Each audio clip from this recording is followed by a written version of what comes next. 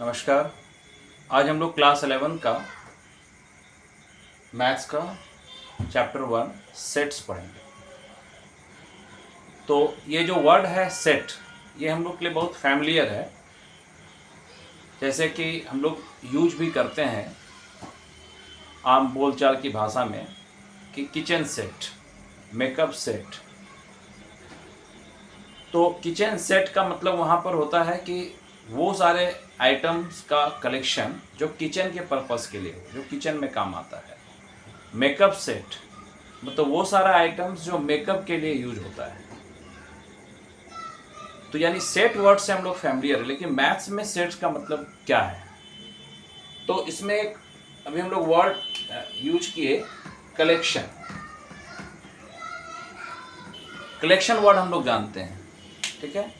जैसे group of objects, जैसे हमारे पास कुछ सामान है, देखिए ये 3 चीज है। तो जैसे कलेक्शन ऑफ पेन्स, इसमें कोई मार्कर है, कोई रोटो में कोई पेन है, तो ये कलेक्शन ऑफ पेन्स है। तो this is also a collection. उसी तरह हम एक कलेक्शन पे बात करते हैं, जैसे यूटेंसिल है, गैस चूल्हा है, नाइफ है। तो ये जो कलेक्शन है ये किचन के काम में आता है। तो ये 2 डिफरेंट तरह के कलेक्शन पे हम लोग बात कर रहे हैं। अब ये हम लोग कलेक्शन समझ गए। अब एक कलेक्शन हम लोग करते हैं, जैसे group of teachers of some particular school. मान लीजिए कोई स्कूल हम लोग XYZ ले लेते हैं, ठीक है। कोई स्कूल XYZ है, उस स्कूल के जितने टीचर्स हैं उनका एक ग्रुप। तो उनका एक ग्रुप है। तो उस ग्रुप में कौन कौन होंगे उनका नाम हम लोग लिख सकते हैं। अब एक दूसरा कलेक्शन लीजिए, जिसमें हम लोग लिखेंगे कि good teachers of the school XYZ। उसमें हम लोग किसी का नाम लिख सकते हैं। तो ये XYZ एक स्कूल है, वहाँ के जितने टीचर्स हैं उनका एक ग्रुप बनाया गया, ठीक है, जो हम लोग करते हैं जैसे व्हाट्सएप ग्रुप, ठीक है।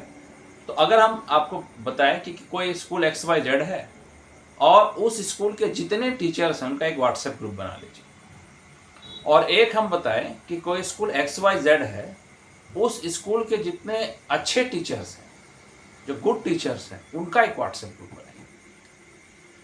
अब देखिए, जो पहला वाला वर्क था जिसमें हम बताएं कि कोई स्कूल XYZ है जिसके टीचर्स का आपको व्हाट्सएप ग्रुप बनाना है, ये बहुत आसान है, क्योंकि उस स्कूल में जितने टीचर्स होंगे उनका व्हाट्सएप नंबर कलेक्ट कर लिया, उसको ऐड कर लिया, तो हम एक व्हाट्सएप ग्रुप बना सकते हैं। लेकिन अगर हमको बोला जाएगा कि XYZ कोई स्कूल है, उसके जो अच्छे टीचर्स हैं उनका व्हाट्सएप ग्रुप बनाइए, तो उनका व्हाट्सएप ग्रुप बनाना इसलिए टफ है कि अब प्रॉब्लम क्या है कि जैसे आप व्हाट्सएप ग्रुप बनाए XYZ में जो अच्छे टीचर्स हैं, तो मान लीजिए वहाँ पे कोई टीचर हम लोग X मान लेते हैं, जिसको आप अच्छा टीचर मानते हैं। लेकिन यही काम अगर हम किसी दूसरे टीचर्स को दें या किसी दूसरे पर्सन को दें कि आप उस स्कूल के XYZ स्कूल के जो अच्छे टीचर्स हैं उनका ग्रुप बनाइए। अब आप देखिए, हो सकता है कि आपके ग्रुप में वो X टीचर का नाम आया, तो जो दूसरे वाले पर्सन भी अच्छे टीचर्स का ग्रुप बना रहे थे, क्या गारंटी है कि उनके भी ग्रुप में एक्स टीचर का नाम आएगा? तो आंसर होगा नो। हम ये नहीं कह रहे हैं कि उनके ग्रुप में एक्स का नाम नहीं आ सकता, आ भी सकता है, लेकिन गारंटी नहीं है। लेकिन इसके पहले जो हम XYZ स्कूल के टीचर्स का व्हाट्सएप ग्रुप बनाने बोल रहे थे, अगर उसमें टीचर एक्स हैं तो कोई दूसरा पर्सन भी अगर व्हाट्सएप ग्रुप बनाएगा उस स्कूल के टीचर्स का, तो वो भी एक्स का नाम ऐड करेंगे, क्योंकि इसमें कोई कंफ्यूजन नहीं है। क्योंकि ये जो ग्रुप बनना है वो उस स्कूल के सारे टीचर्स का बनना है। तो एक्स अगर उस स्कूल के टीचर हैं तो ऑब्वियसली उस व्हाट्सएप ग्रुप में उनका नंबर ऐड होगा, चाहे वो ग्रुप व्हाट्सएप ग्रुप कोई भी बनाए। लेकिन जब अच्छे टीचर्स पे बात आती है, तो अच्छे टीचर्स पे जो बात है ये इन जनरल ट्रू नहीं होता है। जैसे मेरे हिसाब से, जो मान लीजिए हम वहाँ के स्टूडेंट हैं, तो मेरे हिसाब से जो टीचर हमको अच्छे लगते हैं, कोई जरूरी नहीं कि जो दूसरे स्टूडेंट है उसको भी अच्छे लगते हैं। तो देखिए यहाँ पे हम दो अलग अलग बात की और दोनों कलेक्शन है, दोनों ग्रुप है, लेकिन इस ग्रुप में थोड़ा कंफ्यूजन है। जैसे हम बोलेंगे कि collection of novels written by Munshi Premchand, Munshi Premchand के द्वारा जितनी किताबें नॉवेल्स लिखी गई हैं, उपन्यास लिखे गए हैं, उनका कलेक्शन कीजिए।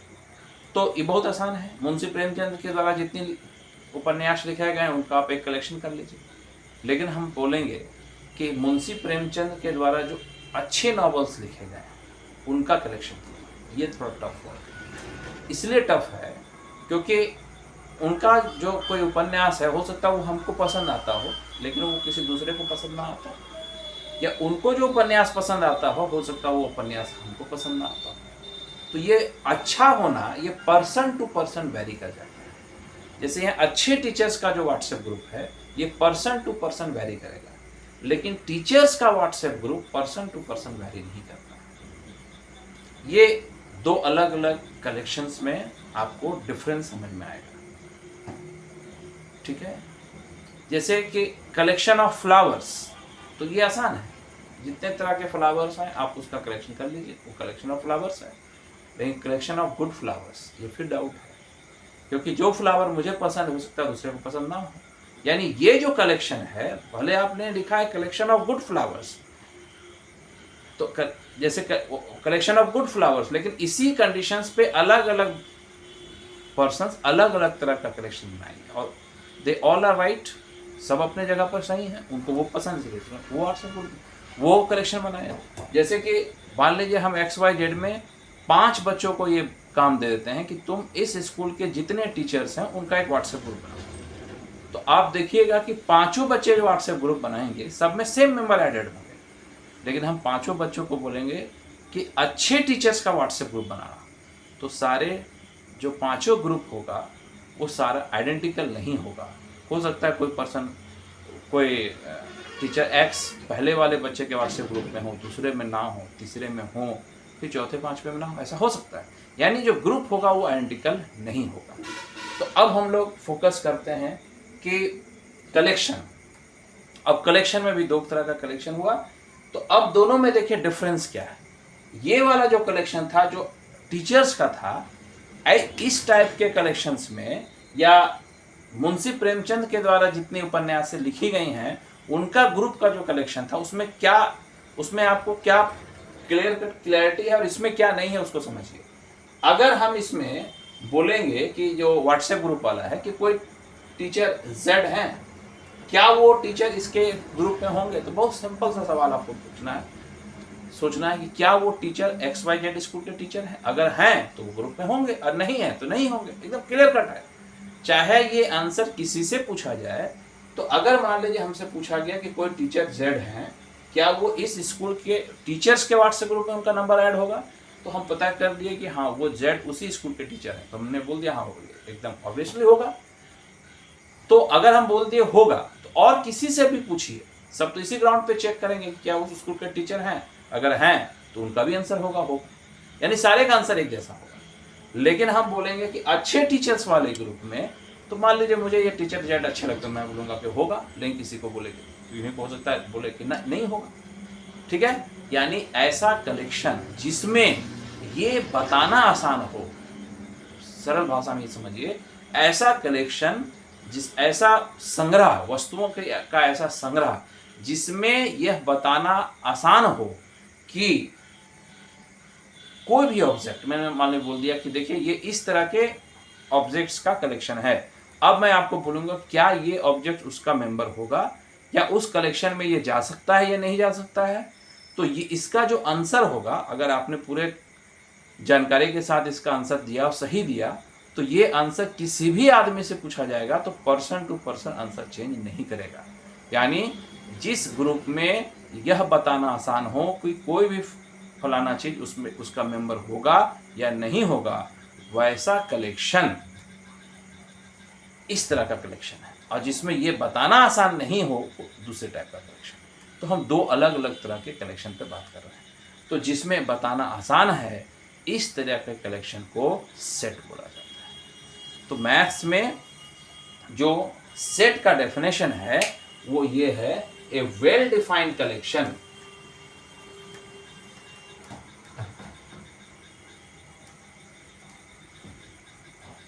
ठीक है, a well defined collection of objects is called a set. A well-defined collection of objects is called a set or is a set.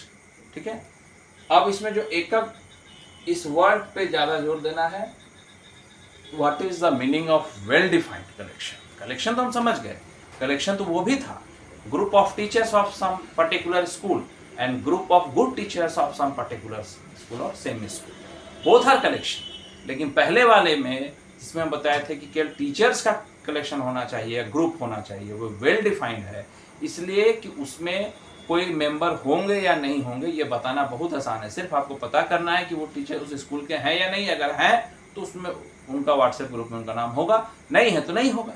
लेकिन अच्छे टीचर्स का जो है ये वेल डिफाइंड नहीं होता है, ये पर्सन टू पर्सन चेंज कर जाता है इसका, इसलिए इस तरह के कलेक्शन को हम लोग सेट नहीं बोलेंगे। तो group collection of novels written by Munshi Premchand, this is example of a set, but collection of good novels written by Munshi Premchand, this is not example of a set. ठीक है, तो ये है सेट का डेफिनेशन। दो चार और एग्जांपल हम लोग कर लें, जैसे group of animals, group of animals in a world, तो वो सेट है, लेकिन group of dangerous animals in a world वो सेट नहीं है, क्योंकि कोई एनिमल आपके लिए डेंजर हो सकता है या हो सकता है किसी दूसरे के लिए डेंजर ना हो। यानी ये जो कलेक्शन है ये पर्सन टू पर्सन चेंज कर जाएगा, तो इसलिए इस तरह के कलेक्शन को हम लोग सेट नहीं बोलते। तो अब मुझे लगता है आपको समझ में आ गया होगा कि वेल डिफाइंड का मतलब क्या होता है। यानी सीधा समझ लीजिए ऐसा कलेक्शन जिसमें कोई भी ऑब्जेक्ट उसका मेंबर होगा या नहीं होगा ये बताने में कोई कंफ्यूजन ना हो, या उसका answer person to person vary नहीं करता हो, that those type of collections are well defined collection. So a well defined collection of objects is called a sets. अब ऑब्जेक्ट्स में नंबर्स भी आ सकते हैं, फिगर्स भी आ सकते हैं, जैसे ग्रुप ऑफ ट्रायंगल्स है, collection of triangles, this is set. ठीक है, collection even numbers, this is a set. ठीक है, क्योंकि इवन नंबर में बहुत आसान है, आपको बोलेंगे 5 उसका मेंबर होगा कि नहीं होगा, तो नहीं होगा क्योंकि 5 is not an even number. ठीक है, तो इस तरह के कलेक्शन को हम लोग सेट बोलते हैं। अब एक चीज ये भी है कि जो सेट्स में अब ये जो उसमें ऑब्जेक्ट्स होता है जिससे मिलकर वो ग्रुप बना होता है, तो उस ग्रुप को तो हम लोग सेट बोलेंगे, और जिससे मिलकर वो बना होता है वो सारे ऑब्जेक्ट्स को हम लोग उस सेट्स का एलिमेंट्स बोलते हैं। उस सारे ऑब्जेक्ट्स को हम लोग एलिमेंट्स बोलते हैं। जैसे देखिए कि मान लीजिए कि हम लोग ये 2, 4, 6, 8, 10, ठीक है, ये कलेक्शन है, तो दिस इज अ सेट। और इसमें जो 2 है, 4 है, 6 है, 8 है, 10 है, ये एलिमेंट्स हैं उस सेट्स के। ठीक है, जैसे group of teachers of some particular school XYZ, तो that group is a set, और उसमें जो पर्टिकुलर एक एक करके जो टीचर्स हैं वो सारे टीचर्स उस सेट्स के एलिमेंट्स कहलाएंगे। ठीक है, तो जो सेट्स में एलिमेंट्स होने चाहिए दे मस्ट बी डिस्टिंक्ट, मतलब वो अलग अलग होने चाहिए। एक जैसे एलिमेंट्स को बार बार हम लोग सेट्स में नहीं लिखते हैं।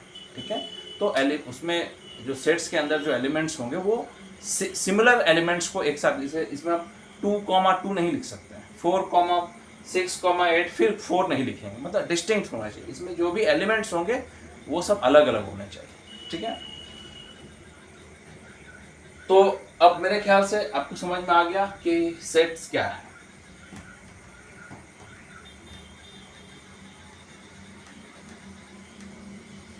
डेफिनेशन भी क्लियर हो गया कि सेट्स क्या है।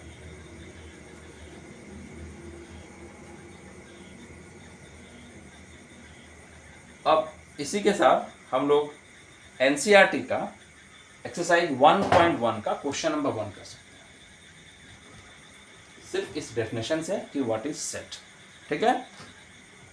तो देखिए एक्सरसाइज 1.1 क्वेश्चन नंबर 1 का फर्स्ट पार्ट, उसमें लिखा हुआ है the collection of all the months of a year beginning with the letter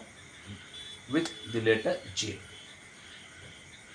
मतलब कि किसी भी वर्ष में जितने भी महीनों का नाम जे से शुरू होता है उनका कलेक्शन सेट होगा कि नहीं होगा? तो ऑब्वियसली सेट होगा, बहुत आसान है। जनवरी होगा, फिर हम बोलेंगे फरवरी तो नहीं होगा क्योंकि वो जे से स्टार्ट नहीं होता है, जून होगा, जुलाई होगा, ठीक है। तो इसमें बताना बहुत आसान है कि कौन कौन सा एलिमेंट इसमें जाएगा। तो ये इस तरह का कलेक्शन सेट्स कराएगा। नेक्स्ट है the collection of 10 most talented writers of India. The collection of 10 most talented writers of India. फिर यहाँ पे कंफ्यूजन हो गया, 10 मोस्ट टैलेंटेड राइटर्स। अब टैलेंटेड राइटर्स मेरे हिसाब से जो हमको पसंद टैलेंटेड राइटर लगेंगे, हो सकता है कि नहीं के हिसाब से नहीं लगते हों, यानी इसका answer person to person vary कर जाएगा, ठीक है। So this is not example of set, ठीक है। जैसे group of students of your class, आपके क्लास में जितने भी स्टूडेंट्स हैं उनका ग्रुप, तो सारे बच्चों का ग्रुप बनेगा, वो है a group of intelligent students of your class. This is again not a set, क्योंकि अब किसको आप इंटेलिजेंट बोल सकते हो उसका कोई पैरामीटर नहीं है कि इसके हिसाब। हाँ, अगर वहीं पर ये होता कि आपके क्लास के वो बच्चे, जैसे आप 11th में, वो बच्चे जो 10th में 90% से ऊपर नंबर लाए उनका कलेक्शन, तो वो सेट हो जाएगा, क्योंकि उसमें बहुत आसान है बताना कि आप किसी पूछ लिए 10th में कितना नंबर आएगा, उसका 89 आया तो वो नहीं होगा उसका नंबर, अगर 95 आया तो होगा, तो वो होगा। लेकिन इंटेलिजेंट स्टूडेंट्स का कलेक्शन सेट्स नहीं होगा, क्योंकि इंटेलिजेंट का कोई पैरामीटर नहीं है कि आप इसी को इंटेलिजेंट बोलेंगे, ठीक है। तो इसका जो सेकेंड क्वेश्चन है the collection of 10 most talented writers of India, this is not a example of a set. Third, A team of 11 best cricket batsman of the world. Best cricket batsman of the world, अच्छे cricketers world के, फिर ये set नहीं है, ठीक है। The collection of all boys in your class, this is set. आपके class में जितने लड़के हैं उनका कलेक्शन, तो वो सेट है। अब उसी में हम बोलेंगे the collection of all talented boys in your class, तो वो सेट नहीं।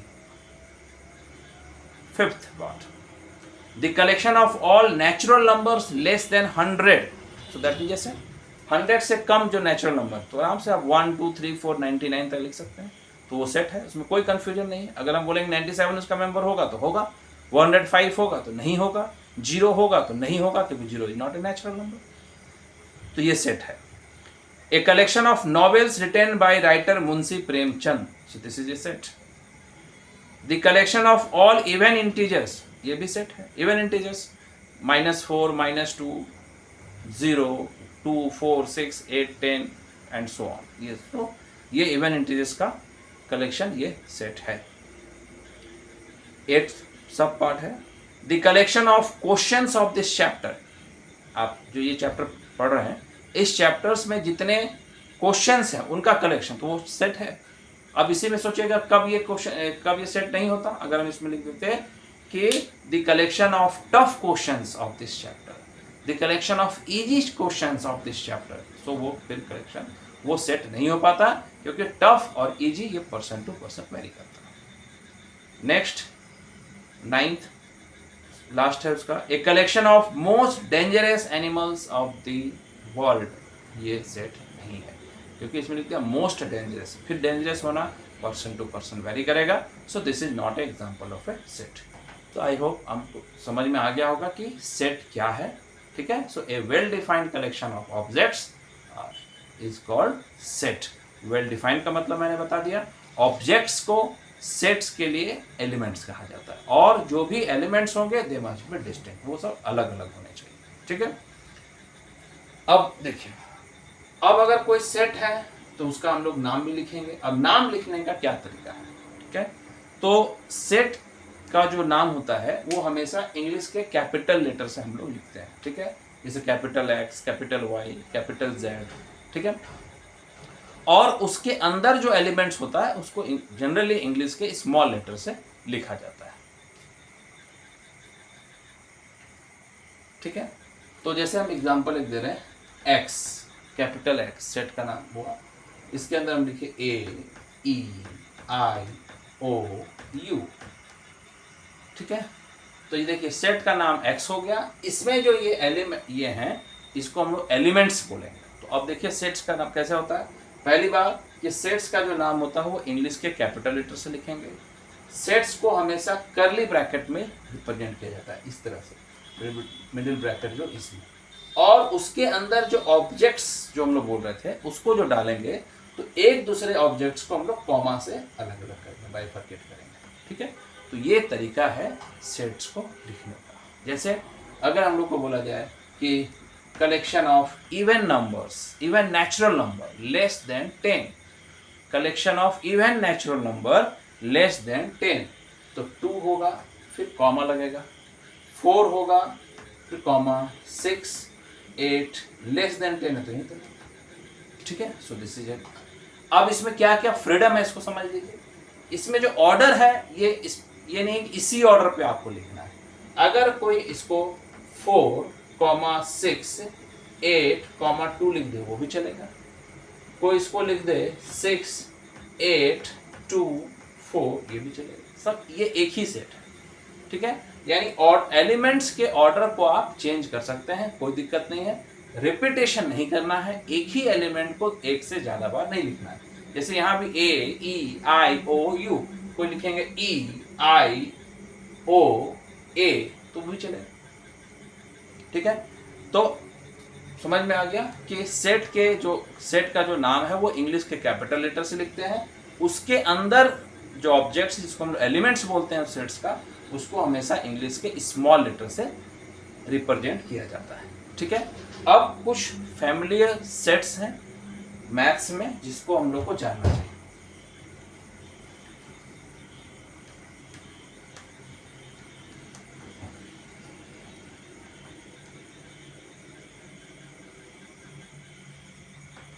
ठीक है, ये तो हम लोग इसको यहाँ डबल लाइन करके करते हैं। ऐसे आप बुक में देखिएगा तो एन को थोड़ा डार्क बोल्ड करके लिखा जाता है। तो ये बोल्ड लिखना आसान नहीं है तो इसलिए हम लोग इस तरह लिखते हैं, थोड़ा डबल लाइन, मतलब वो सिंपल एन जो है उससे थोड़ा डिफरेंट होता है। ठीक है, तो ये क्या है आप इसको लिखते चलिए। This is set of natural numbers, natural numbers मतलब प्राकृत संख्याओं का समूह है ना। सेट को हिंदी में समुच्चय बोलते हैं। ठीक है, प्राकृत संख्या 1 2 3 4 1 2 3 4 5 6 ये एंड सो ऑन। ठीक है, सो ये हो गया सेट ऑफ नेचुरल नंबर। ठीक है, एंड उसी तरह W से हम लोग लिखते हैं सेट ऑफ होल नंबर, पूर्ण संख्याएं। Z लिखिए इसको set of integers, set of integers मतलब पूर्णांक, सेट ऑफ इंटीजर्स पूर्णांक। ठीक है, इसमें आएगा -5 -4 -3 -2 -1 0 1 2 3 4 5 6 7 8 9 एंड सो ऑन। उधर भी आपका जा सकता है। Q, कैपिटल Q, इसको बोलते हैं set of rational number, set of rational number, इसको हिंदी में बोलते हैं परिमेय संख्याएं। Set of rational number Q को। R, set of real number, वास्तविक संख्याएं। R, set of real number.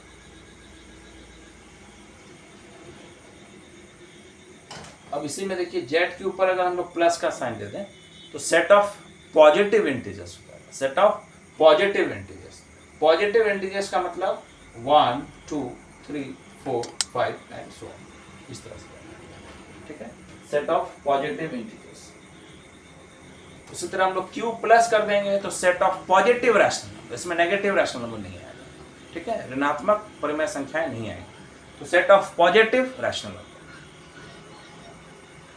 उसी तरह हम लोग R प्लस कर दें तो set of positive real number, set of positive real number. और वही अगर यहाँ पर इस तरह रहता है तो इसको हम लोग बोलते हैं set of non negative real number. Positive और नॉन नेगेटिव में डिफरेंस है थोड़ा सा। अगर हमको बोला जाएगा लिस्ट पॉजिटिव इंटीजर तो 1 and list non negative integer तो 0। ठीक है, least positive integer 1, list non negative integer सबसे छोटा नॉन नेगेटिव इंटीजर तो 0। ठीक है, तो अगर यहाँ पे प्लस है यानी set of non negative real number, इसमें 0 इंक्लूड हो जाएगा, इसमें 0 इंक्लूड नहीं होगा। जैसे Z प्लस तो सेट ऑफ पॉजिटिव इंटीजर्स तो 1 से स्टार्ट होगा और set of non negative integers तो 0 से स्टार्ट होगा। ठीक है, तो ये कुछ सेट्स था जिसको हम लोग को जानना है। ठीक है, अब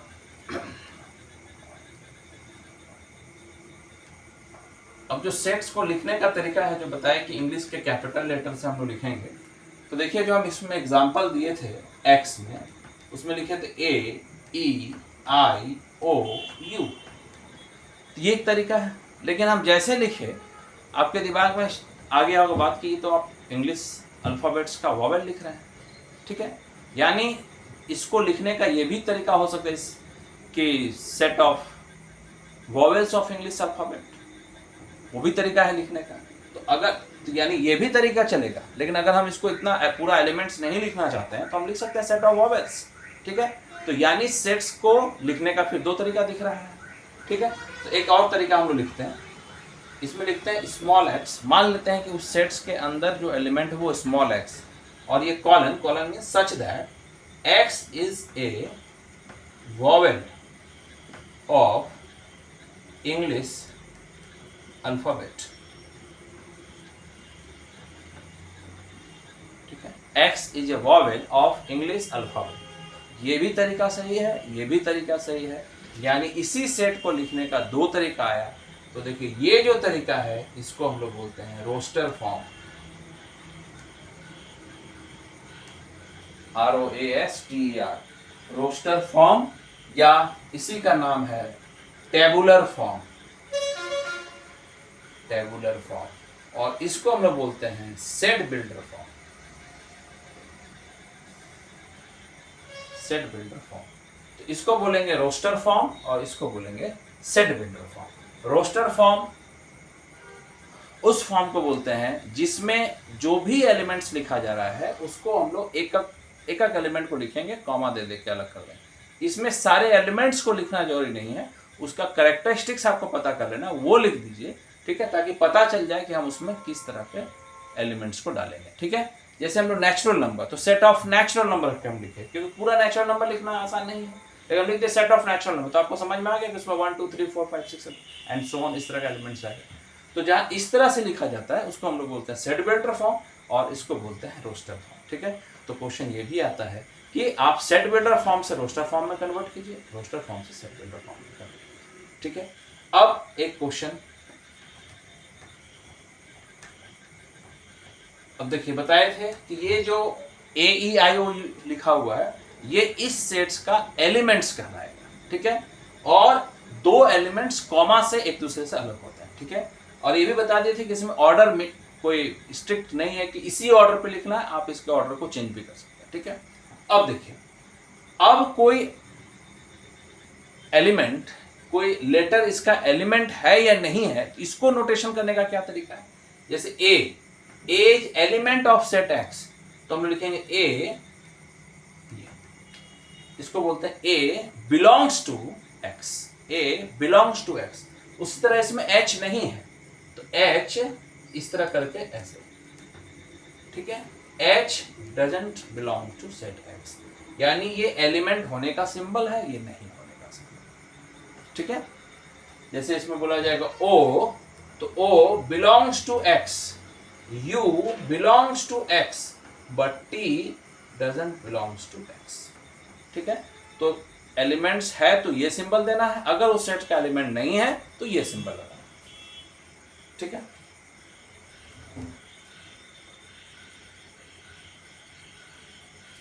इसी से हम लोग एक्सरसाइज 1.1 का क्वेश्चन नंबर 2 कर सकते हैं एनसीईआरटी का।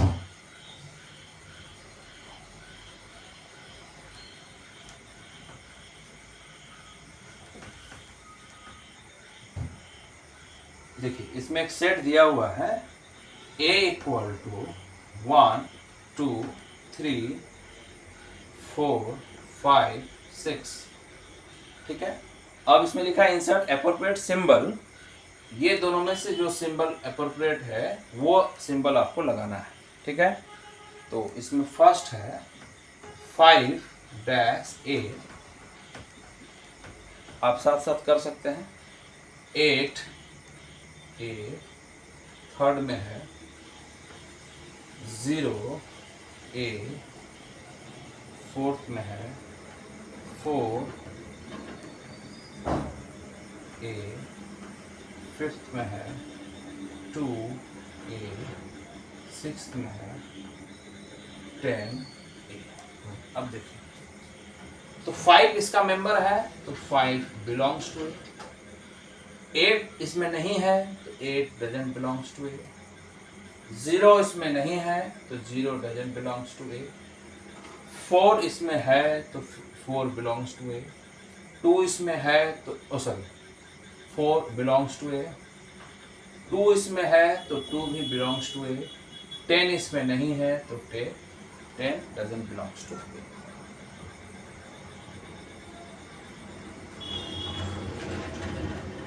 ठीक है, अब हम लोग एक क्वेश्चन करेंगे कि सेट बिल्डर फॉर्म से रोस्टर फॉर्म में कैसे कन्वर्ट करेंगे और रोस्टर फॉर्म से सेट बिल्डर फॉर्म से में कैसे कन्वर्ट करेंगे। तो अभी हम लोग सेट बिल्डर से पहले रोस्टर फॉर्म में चलते हैं।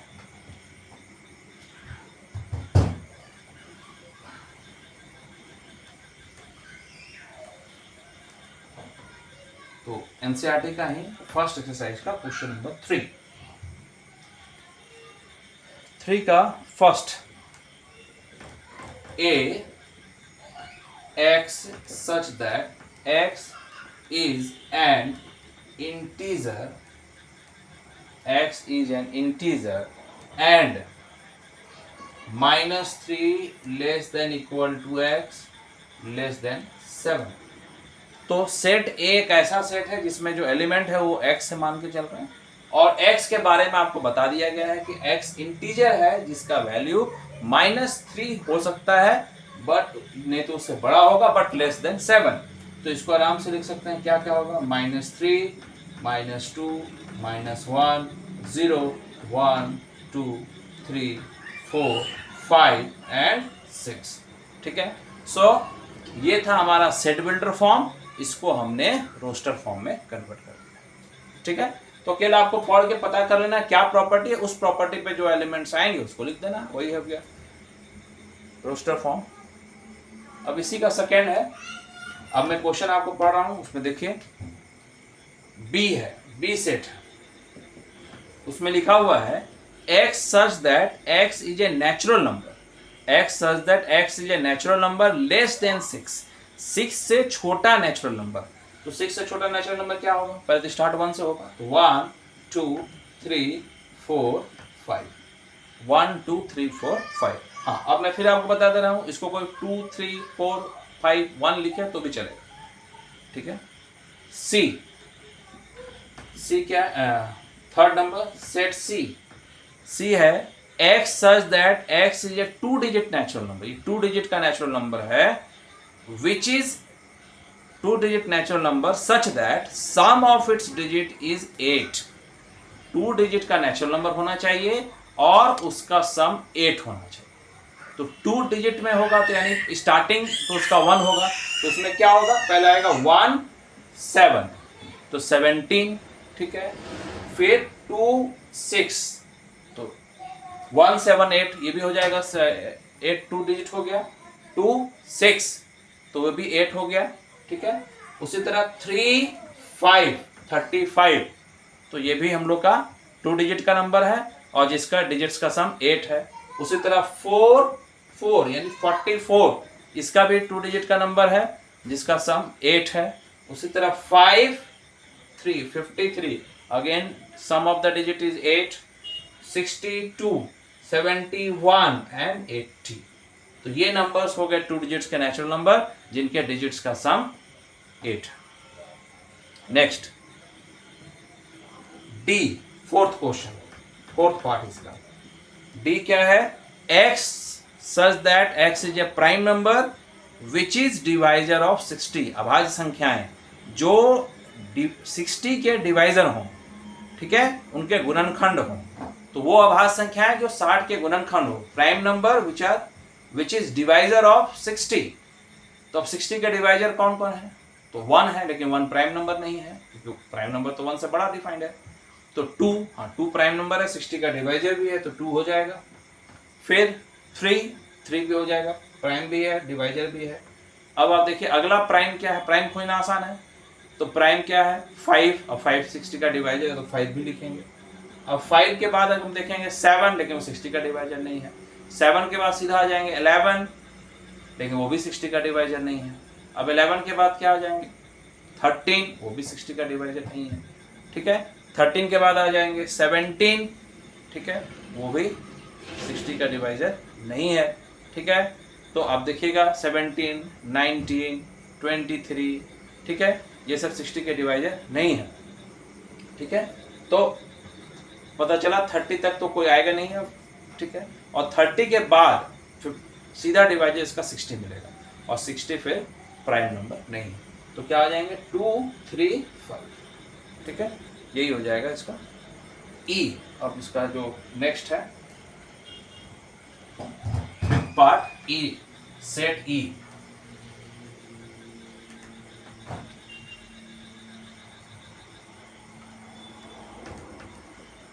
ई, set of all letters of the word trigonometry. ये बहुत अच्छा क्वेश्चन है।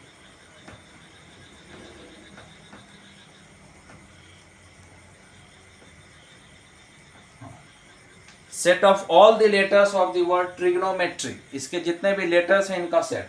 तो लिखेंगे हम लोग T, R, I, G, O, N. हाँ, अब देखिए ओ रिपीट कर दिया, और बताए थे कि लेटर को रिपीट नहीं करना है, तो ओ को हम लोग दोबारा नहीं लिखेंगे। ठीक है, एम, ई, फिर टी नहीं लिखेंगे रिपीट कर गया, आई, आर नहीं लिखेंगे रिपीट कर गया, तो फिर क्या लिखेंगे सीधा वाई। ठीक है, ये हो गया। फिर इसी का 6th part, the set of all the letter in the word better, BTT या बेटर। तो इसमें क्या होगा, सेट F है, क्या लिखेंगे इसमें B, E, T, फिर T नहीं लिखेंगे, फिर E नहीं लिखेंगे, फिर R। ठीक है, तो ये हो गया। तो ये था क्वेश्चन हम लोग का, जिसमें हम लोग सेट बिल्डर फॉर्म से रोस्टर फॉर्म में क्वेश्चन को कन्वर्ट किए। ठीक है, अब नेक्स्ट क्लास में हम लोग करेंगे कि सेट बिल्डर फॉर्म में, मतलब roster to set builder form हम लोग कैसे कन्वर्ट करेंगे। तो आज के लिए इतना ही है, और इसको हम लोग एक बार रिवाइज कर सकते हैं। ठीक है, तो आज हम लोग पढ़े क्या कि what is set. So a well defined collection of objects is called sets. Well defined का मतलब मैंने बता दिया आपको, जो 2 डिफरेंट टाइप का कलेक्शन का एग्जांपल दिया था। एक कलेक्शन जिसमें कोई उसका मेंबर होगा या नहीं होगा ये बताना आसान है, जिसमें थोड़ा कन्फ्यूजन होता है तो वो वेल डिफाइंड नहीं होता है। जैसे group of teachers of A school, this is well defined collection, but group of talented teachers of A school, this is not a well defined. ठीक है, और जो उसमें ऑब्जेक्ट्स हैं उसको सेट्स का एलिमेंट्स कहते हैं। सेट्स का नाम हमेशा इंग्लिश के, जनरली इंग्लिश के कैपिटल लेटर से लिखा जाता है, और उसके एलिमेंट्स स्मॉल लेटर से लिखे जाते हैं, कॉमा से हम लोग बाइफरकेट करते हैं।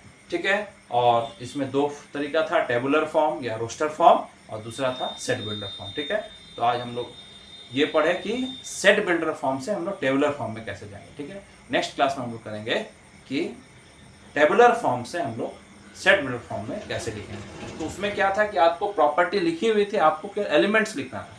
अब एलिमेंट्स लिखा रहेगा, उसमें हमको प्रॉपर्टी पता करना पड़ेगा कि किस प्रॉपर्टी पर ये लिखा है, वो प्रॉपर्टी आपको उसमें लिख देना है। ठीक है, तो इतना ही, थैंक यू।